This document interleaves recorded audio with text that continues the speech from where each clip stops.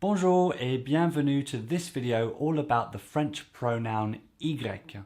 If you're new here, my name is Alex, I'm from the UK and I'm a French coach living in the south of France. Here on the channel I like to teach the complex parts of the French language in plain and simple English so that you can move forward with clarity and speak with more confidence. Today's video is all about the French pronoun y. Donc, si vous êtes prêts, allez, c'est parti.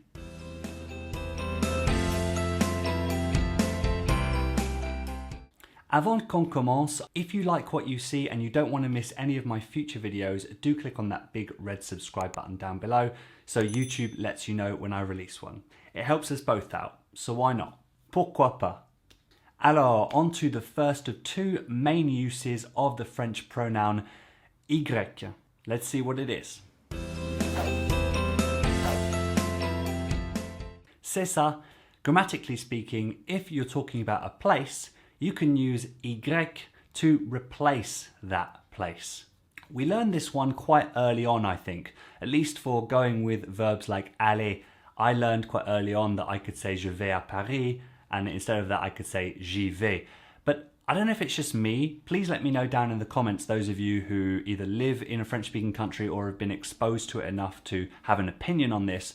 But I don't think I hear y as much as maybe some other pronouns. Perhaps that's because there are four ways that you can typically talk about a place without replacing the place with y. You can say things like ici, là, là-bas, and sometimes, but it's one I haven't figured out yet, is là-haut. So like instead of saying il y est, you could say il est là, depending on the context. Or j'y vais demain could be je vais là-bas demain. I feel like these four words put more emphasis on the place you're using, and maybe I'm wrong, maybe it's an inaccurate guess, but it's just a feeling. In any case, y can replace a place with the preposition that goes before it for any verb that involves a place in terms of a situation or in terms of a destination. So talking about being somewhere or going somewhere, essentially. Some quick examples of a static situation involving a place would be j'y vis, j'y habite, j'y étais, j'y suis. And then some examples of movement verbs would be j'y vais, je m'y rends, j'y pars. In any case, if we're sticking with the grammar, y replaces the preposition and the place in the sentence. In French, you're always going to have the book French, the grammatically accurate French, and then you're going to have how the natives use it. So my advice is, with anything in French, learn the grammar. It helps give you that foundation and the independence to go and build the sentences that you want to say, but keep on listening to how the natives use it, keep on seeing how they use it in writing and informal conversation, and decide whether or not you want to use the completely grammatically correct versions of sentences or you want to use more the natural French that the natives use, which involves breaking some rules. One weird exception, and I've been told it's because it just doesn't sound right to have two similar sounds next to each other, is when you're using the future and perhaps the conditional of aller. You have j'irai, tu iras, il ira, etc. And apparently it sounds weird, so they don't include the y here. Alors, that's the first way to use y in French, to replace a place.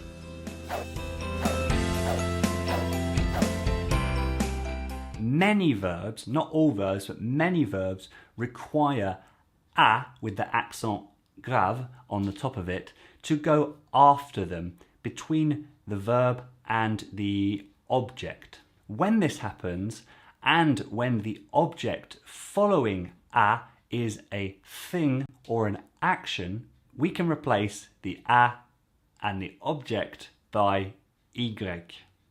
Par exemple, je pense à ma dernière vidéo. J'y pense. J'ai répondu aux questions. J'y ai répondu. Now those two were both things, But what about an action? Well, for example, with autoriser. J'autorise mon employé à travailler sur un nouveau projet. We can break that down to j'y autorise mon employé. And one step further, je l'y autorise. Je l'y autorise. You saw briefly there in the second example. Oui, si je peux le reprendre, s'il vous plaît. Ah, merci. So we saw here in the second sentence, a became o. Well, why is that? Well, it's because, as you probably know already, a mixed with le becomes o, a-u-x. If it were to be a masculine singular noun, it would have been le mixed with a, becoming o, a-u. And if it was a feminine singular noun, it would be à la. So one thing I tried to specify earlier on in this part was that when y replaces the preposition a and an object, that object must be either a thing or an action. Y never replaces a person, much like en, as we saw last week, can never replace a person either. This is important to know because a lot of verbs require a, but their object can be a person. So in this case, we don't use y. There are different rules to follow, which I'm not going to cover deeply in this video, but we can see an example of parler à quelqu'un would become, for example, if I said I'm speaking to him, it would be je lui parle. It's not j'y parle.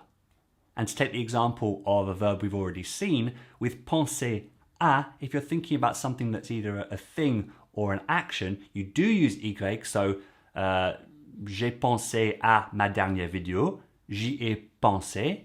But if you're thinking about a person, it has to be j'ai pensé à elle. I thought about her.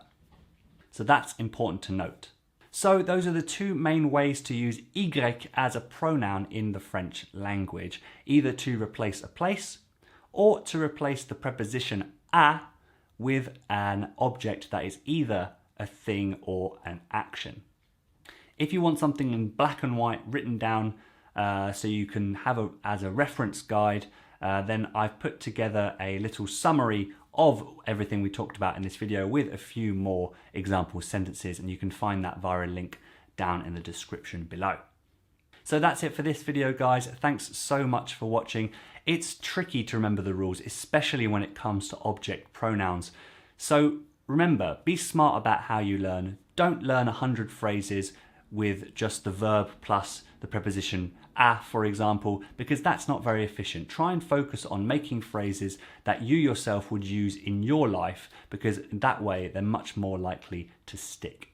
Thanks so much to all my supporters here on YouTube and over on Ko-fi. Your support really means a lot to me. If you would like to join them and get rewards such as early access to all my videos, access to a members only live stream once a month, and also your name mentioned in my videos, then you can click on the join button down below the video and read more about it.